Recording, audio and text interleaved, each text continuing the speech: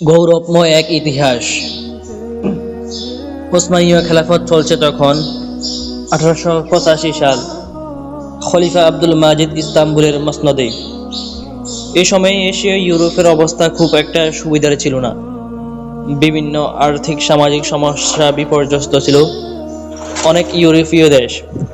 আয়ারল্যান্ডে এ সময় দেখা দেয় এক ভয়াবহ দুর্ভিক্ষ। মহামারী টাইপের রোগও ছড়িয়ে পড়ে ইংল্যান্ডের প্রতিবেশী রাজ্যে। মারা যেত মারা যেতে থাকে হাজার হাজার আদম সন্তান। এই দুর্ভিক্ষে প্রায় 10 লাখ লোক মারা যায়। আয়ারল্যান্ডের এই দুর্দশা দেখে এগিয়ে আসেন খলিফা আব্দুল মাজিদ। তিনি জরুরিভাবে 10,000 স্টার্লিং, যার বর্তমান মূল্য প্রায় 17 লাখ মার্কিন ডলার, সাহায্য পাঠানোর সিদ্ধান্ত নেন আয়ারল্যান্ডবাসীর জন্য।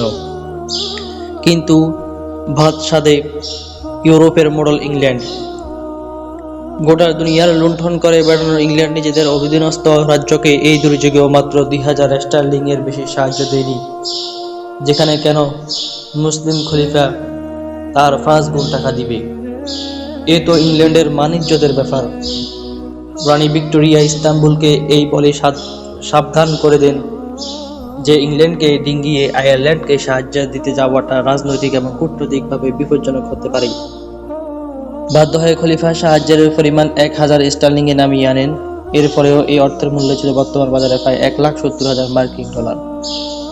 খলিফা আব্দুল মাজিদ এতে সন্তুষ্ট হতে পারলেন না। বারবার মনে হচ্ছিল তার এই অর্থে মৃত্যুর কূপে পড়ে যাওয়া মানুষগুলোর কিছুই হবে না হয়তো। তিনি গোপনে 3টি জাহাজ ভর্তি করে খাবার এবং ত্রাণ পাঠালেন আয়ারল্যান্ডের দিকে। গোপনে বহু মাধ্যমে পাঠালেন নগদ অর্থ। মুসলিম ত্রাণবাহরকে ব্রিটিশ সৈন্যরা আটকে দিল ডাবলিন এবং বেলফাস্টের ঢোকার পথে। ওসমানীয় সৈন্যরা দমে না গিয়ে ফেরার পথে ডাবলিনের উত্তরে গোপনে ড্রগেডা নামের এক ছোট্ট শহরের পাশে নোঙ্গর করে গোপনে ত্রাণ সামগ্রী সেই শহরের মেয়রের মাধ্যমে আয়ারল্যান্ডের কাছে পৌঁছে দেয়।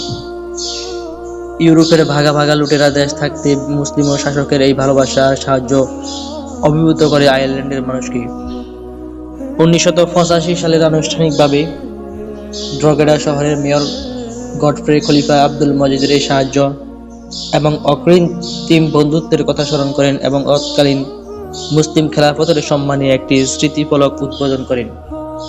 এখনো যদি সেই ড্রগেডা শহরে যান তো দেখবেন সেখানকার বিখ্যাত ফুটবল ক্লাব ড্রগেডা ফুটবল ক্লাব এবং লোগোতে ওসমানীয় খেলাফতের প্রতি সম্মান জানানোর নিদর্শন হিসেবে মুসলমানের প্রতীক অর্ধচন্দ্র বা হেলাল সেতারা অঙ্কিত আছে।